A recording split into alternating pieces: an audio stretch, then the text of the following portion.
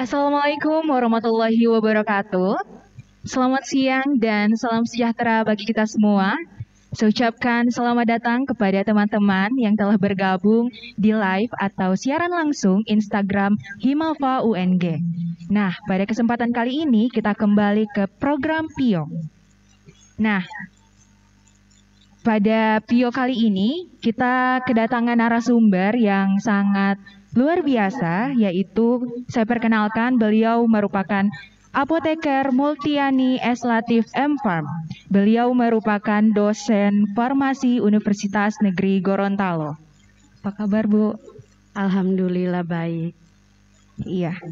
Jadi sebelum kita masuk ke diskusi kali ini, saya akan membacakan kurikulum vitae dari Ibu Multiani.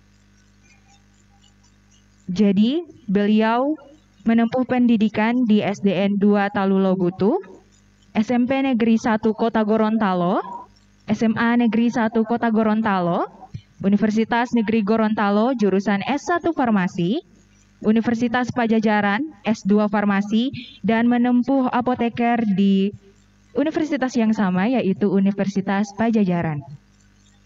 Untuk pengalaman kerja sendiri, beliau pernah menjadi asisten lab farmasetika dasar, asisten lab farmasi fisika, asisten lab botani dan farmakognosi, asisten lab teknologi sedia padat, semi padat, dan steril, serta asisten lab biofarmasetika. Nah, itu sedikit tentang narasumber kita pada siang hari ini. Jadi langsung saja.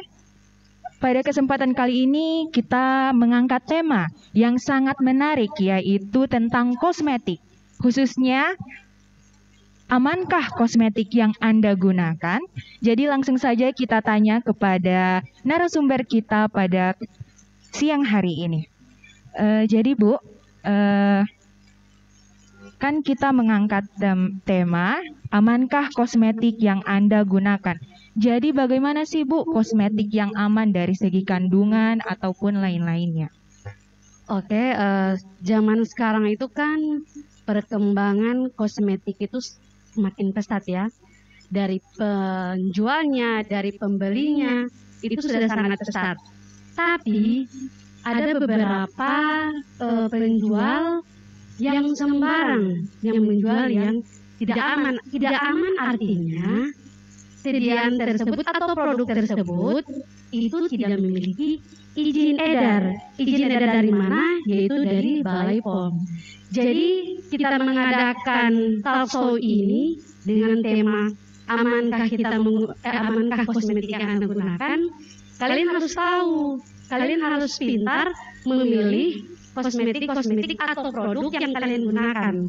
Karena sekarang itu kan penjual-penjual mereka menjual tidak mengerti apa saja ingredients atau komposisi yang ada di dalamnya. Yang penting mereka sudah menjual mendapatkan keuntungan, tapi mereka tidak tahu efek dari sediaan tersebut atau produk yang digunakan oleh masyarakat seperti itu. Iya, baik Bu. Jadi tadi kan seperti yang Ibu jelaskan, kandungan seperti apa yang aman untuk kosmetik atau lebih khususnya ke skincare saja? Jadi begini ya, aman atau tidaknya itu yang penting sudah memiliki izin edarnya. Artinya berarti termasuk produk yang legal ya. Dikatakan tidak aman itu karena dia ilegal. Ilegal artinya apa? Dia tidak terdaftar di Balai POM. Jadi bagi kalian masyarakat yang ingin mengecek apakah produk yang kalian gunakan aman atau tidak, itu bisa kalian cek di BPOM. Cek di BPOM, nanti yang kalian masukkan itu adalah nomor NA-nya. Tapi kalau misalnya yang nomor NA yang kalian masukkan tidak muncul dicek BPOM, berarti produk yang Anda gunakan itu adalah ilegal, artinya tidak aman. Jadi kalau misalnya setelah penggunaan produk tersebut ada terjadi sesuatu, itu yang disalahkan bukan si penjualnya, tapi Anda sendiri. Karena Anda sendiri tidak pintar-pintar memilih apakah produk tersebut aman atau tidak. Seperti itu. Iya Bu. Jadi terus nih Bu, saya ingin bertanya tentang Bagaimana sih menurut pandangan Ibu perkembangan kosmetik saat ini?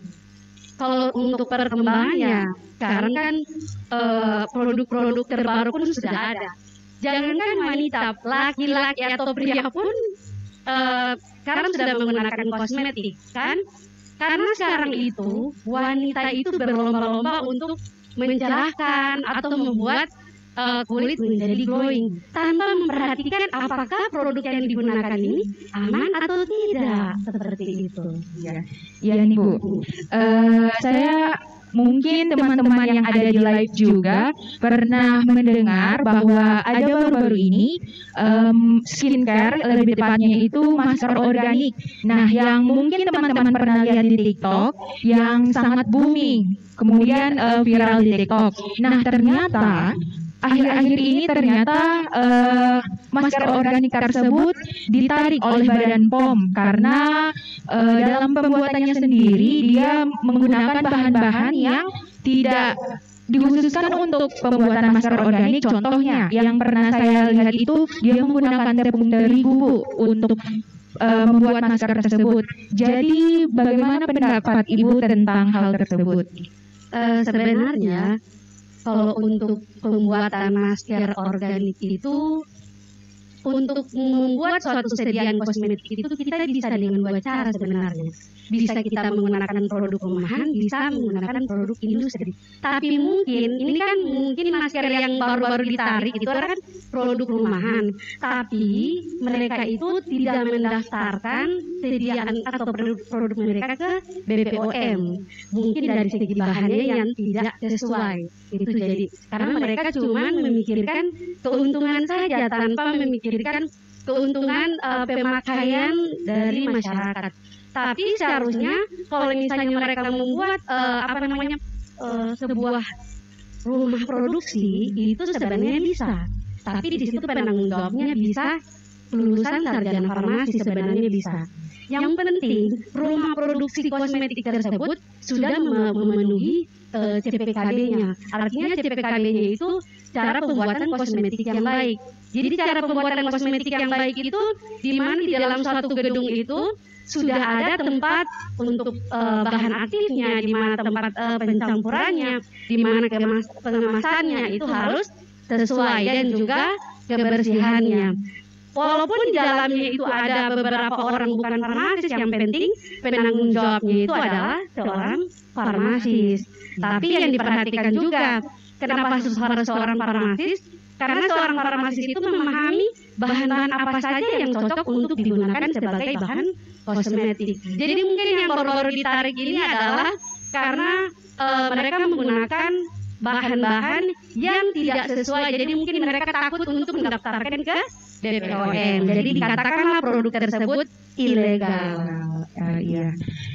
Baik Bu, di sini sudah masuk beberapa pertanyaan dari teman-teman sebelumnya, yaitu berbicara tentang bahan-bahan alam yang digunakan untuk membuat masker.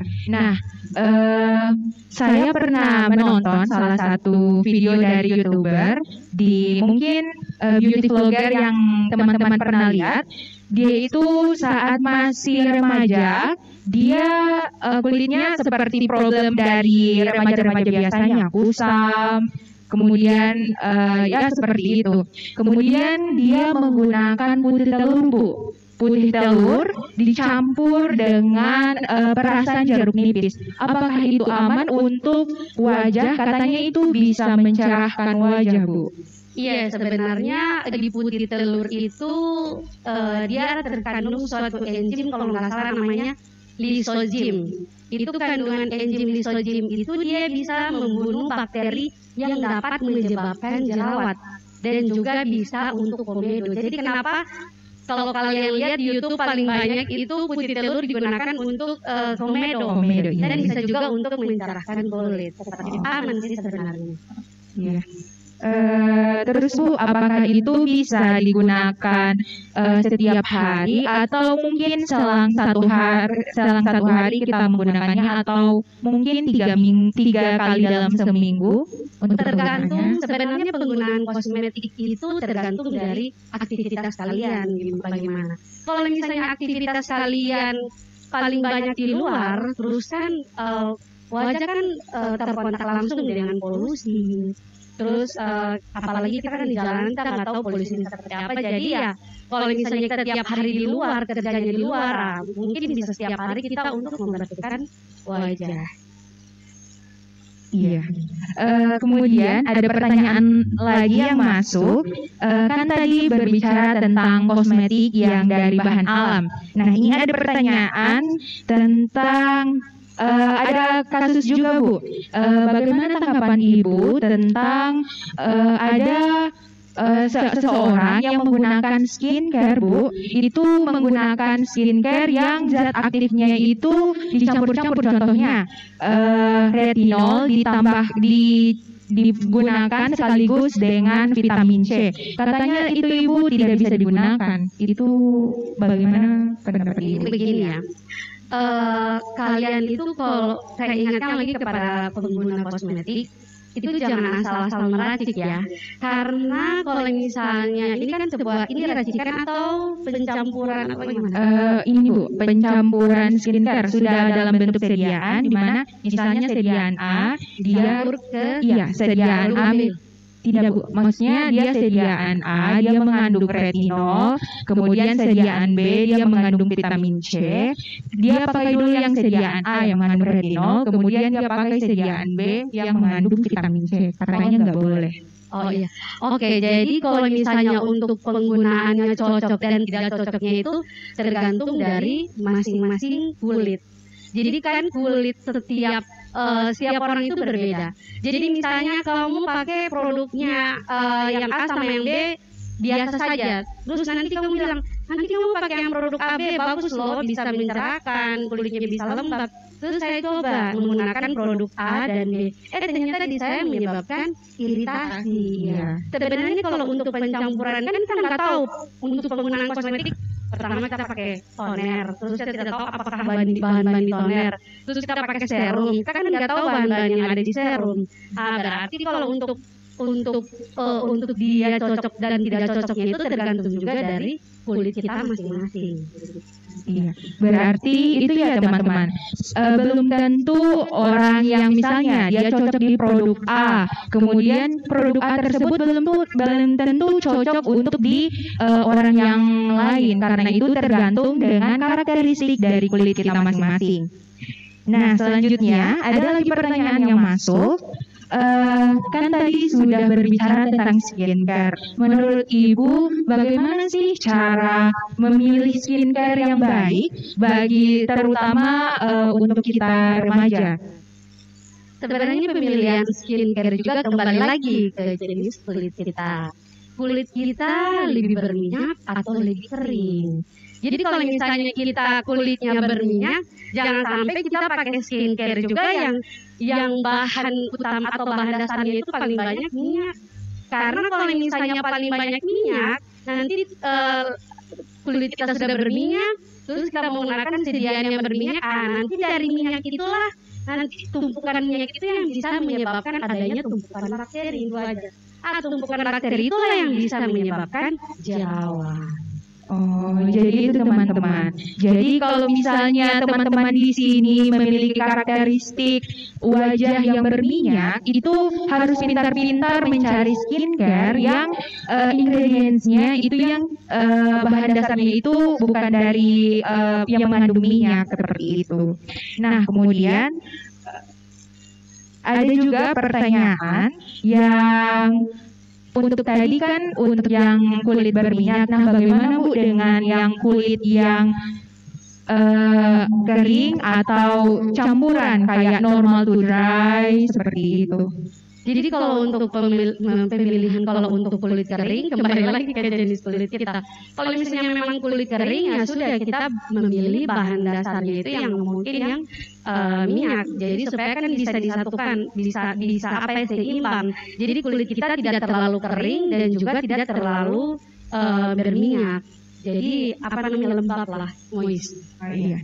Jadi itu beberapa tips bagi teman-teman untuk bagaimana cara memilih skincare yang baik itu untuk yang kulit berminyak maupun kulit yang kering. Nah, Bu, pertanyaan selanjutnya nih, kan remaja saat ini identik dengan yang mau glow up, mau mencerahkan dengan instan.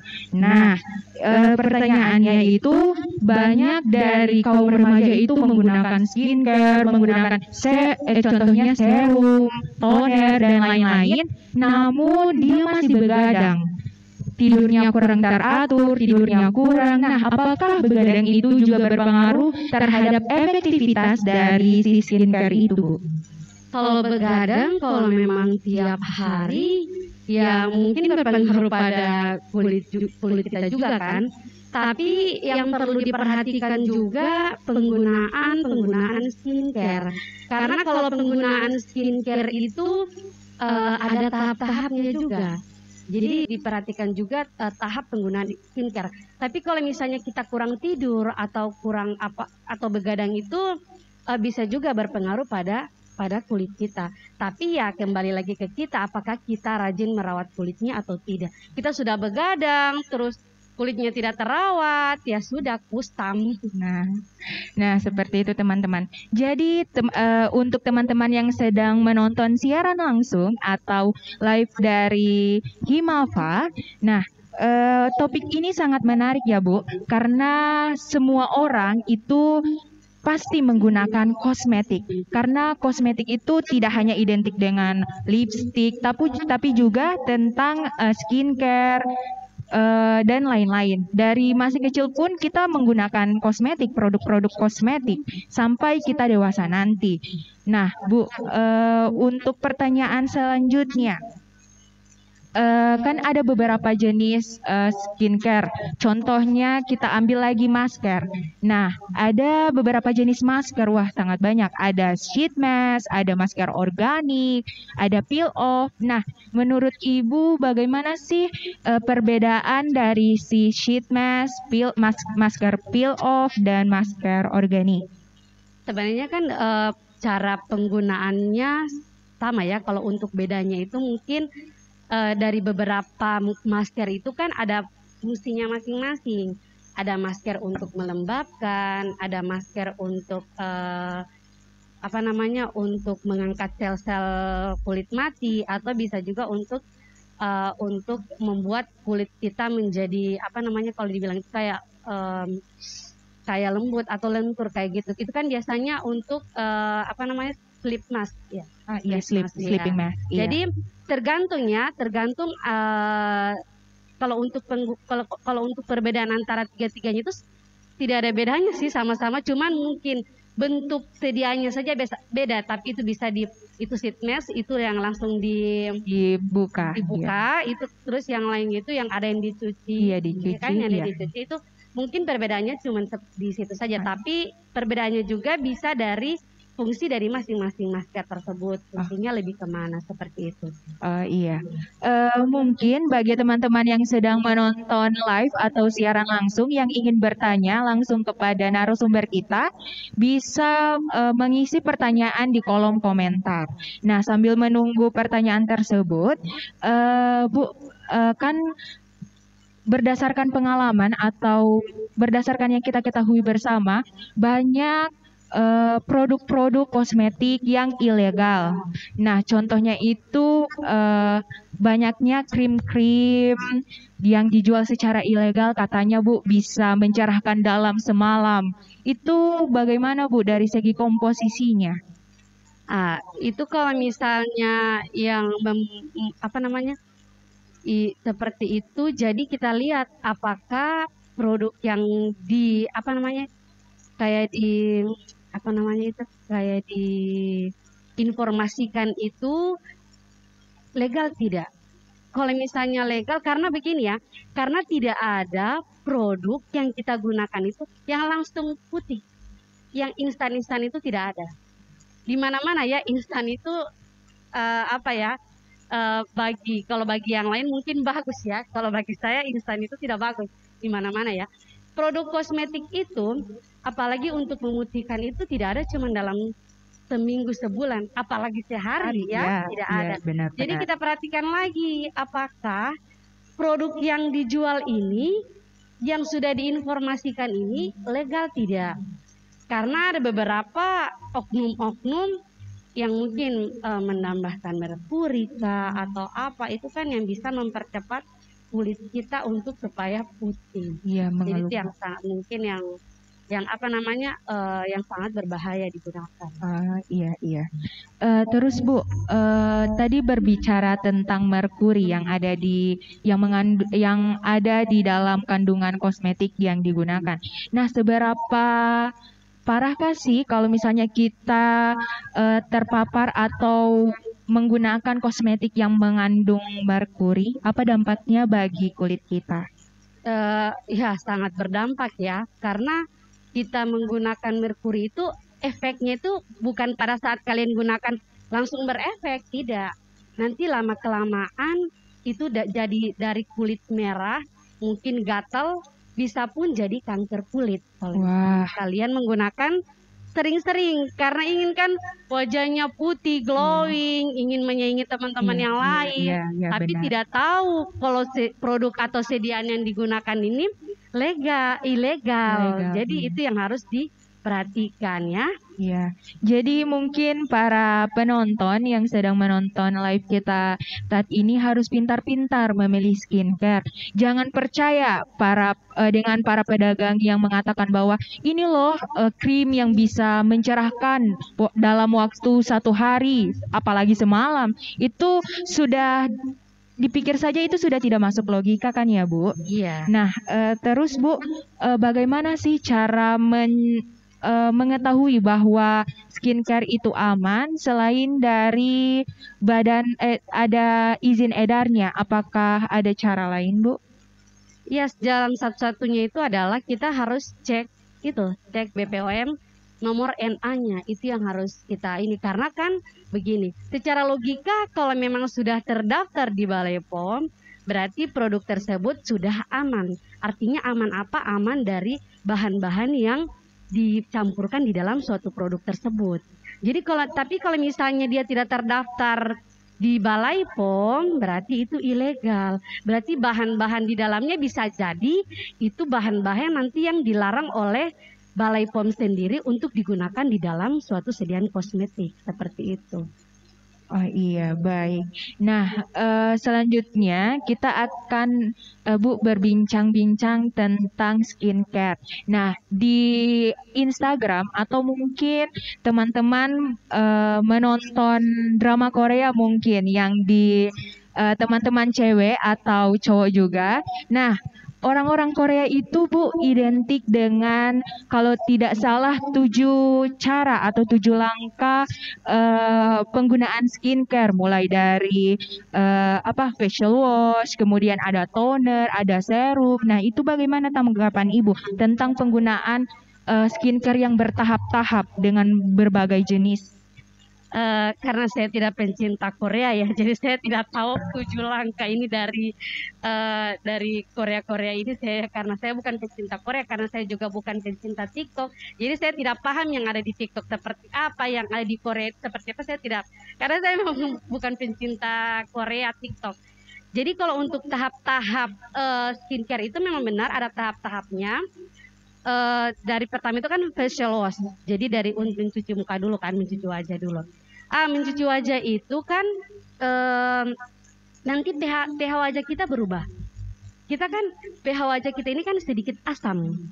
Setelah dipakai facial wash mungkin basah.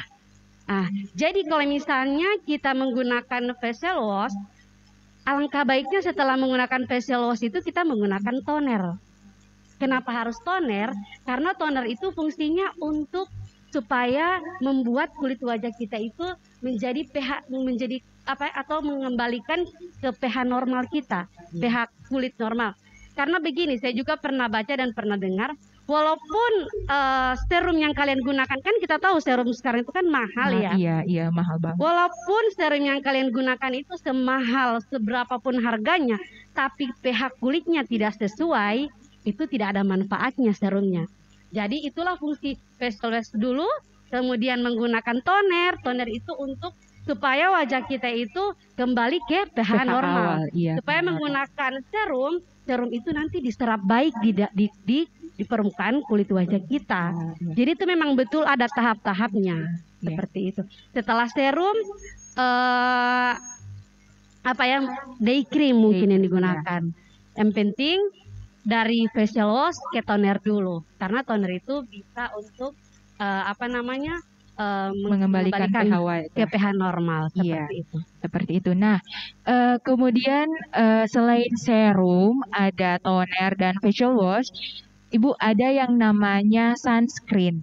Nah, Bu, sunscreen itu kan seperti yang orang pada umumnya mengetahui bahwa sunscreen itu fungsinya untuk melindungi dari sinar UVA, UVB, dan lain-lain. UVA itu kan untuk mencegah penuaan, dan UVB itu untuk mencegah dari kulit-kulit yang kusam, untuk mencegah kulit itu jadi kusam. Jadi Bu, untuk penggunaan sunscreen ini sebaiknya hanya dipakai di pagi hari saja karena ada cahaya matahari, atau kita juga harus menggunakannya di malam hari?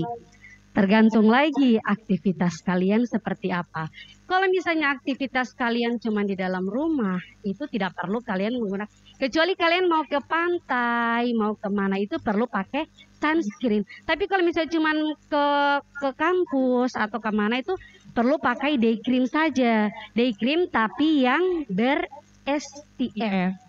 Yang ber-SPF. Tapi sunscreen itu perlu kalian gunakan kalau misalnya kalian mau ke pantai. Itu kan bisa menyebabkan kulit kita kemerahan atau itu karena ada sinar matahari. Tapi kalau misalnya kalian cuma ke kampus, ya gunakanlah saja day cream tapi yang ber-SPF.